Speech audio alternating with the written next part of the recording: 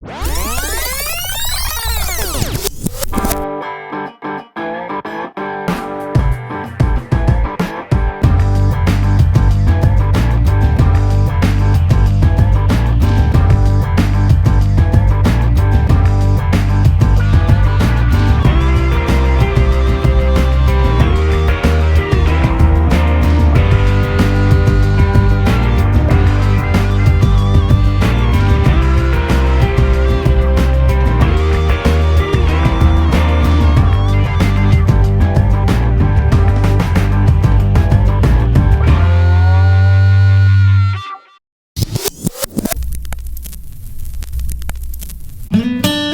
Nelson Rugby Union was formed in 1885, becoming the 6th provincial union in New Zealand. History records the first official game of rugby being played at Nelson in 1870 between Nelson College and the Nelson Football Club, known as the Town Club. In 1920, a separate Golden Bay Motueka Rugby Union was formed, and a rivalry between the two unions played out until 1968, when both unions merged to form the Nelson Bays Rugby Union in 1969.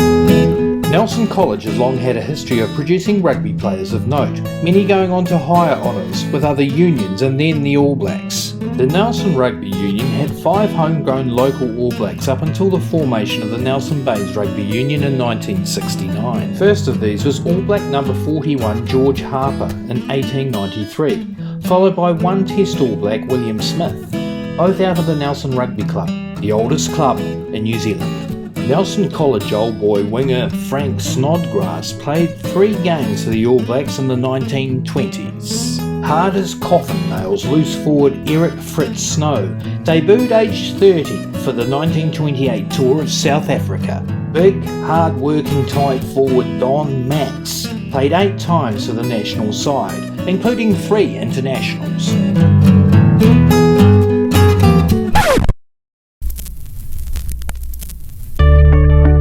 The Poverty Bay Rugby Football Union, based in Gisborne on New Zealand's east coast, was founded in 1890, making it one of New Zealand's oldest. Poverty Bay competes now in the Heartland Championship and has a strong local rugby tradition, contributing significantly to the game's development in the region.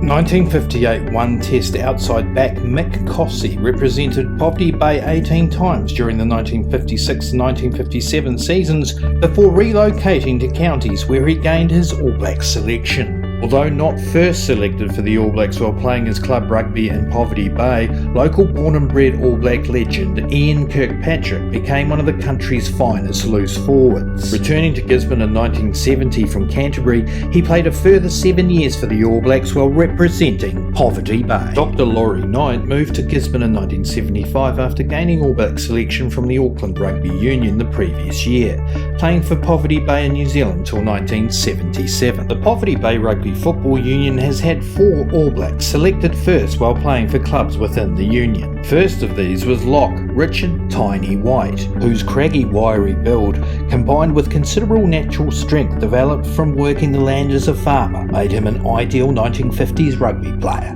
Second 5/8 Brian Fitzpatrick represented Poverty Bay, Wellington and Auckland, playing 22 matches for the All Blacks. His son was All Blacks hooker and captain Sean Fitzpatrick. Playing his rugby with the Gisborne Maris Club, John Collins made his provincial debut for Poverty Bay in 1958 and the All Blacks in 1964 against Australia at Carisbrook, Dunedin. Aggressive midfield back Mike Parkinson played 20 times for the All Blacks, including 7 tests.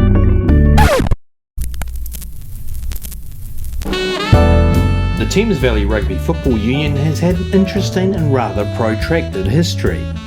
The game of rugby has been played in the region since the 1870s. The Ohini Muri Union was founded at Waihi in 1896, and by 1904 this union was named the Goldfields Rugby Union. It consisted of a number of even smaller unions, but was itself a sub-union of the Auckland Rugby Football Union. Along with a number of other sub-unions, the Goldfields ceded from the Auckland Rugby Football Union to form the South Auckland Rugby Football Union in 1909. Several sub-unions split away from the South Auckland Union between 1909 and 1921 to form new independent rugby unions. Bay of Plenty in 1911, Waikato 10 years later, and King Country the following year in 1922. Thus in 1921 the Hauraki Plains, Pairoa, Piakau and Waihi sub-unions did the same to form the Thames Valley Rugby Football Union. The Thames sub-union, which had remained affiliated to the Auckland Rugby Football Union up until then, joined the Thames Valley Rugby Football Union in 1951.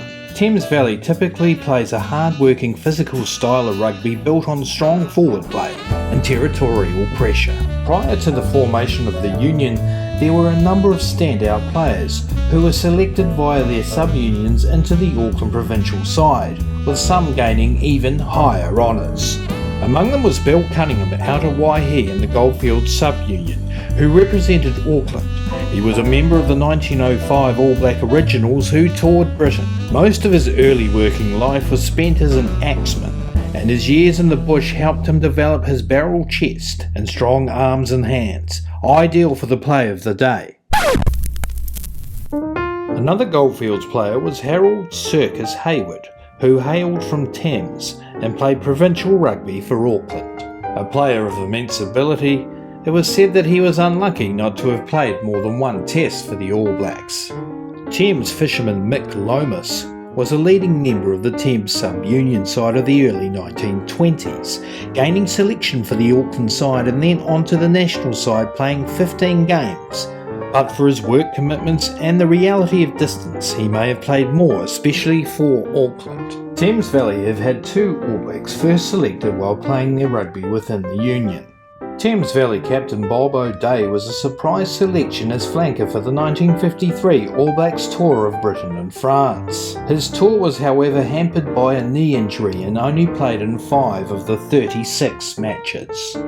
After first representing Thames Valley between 1955 and 1960, Kevin Barry relocated to Auckland for the 1961 season.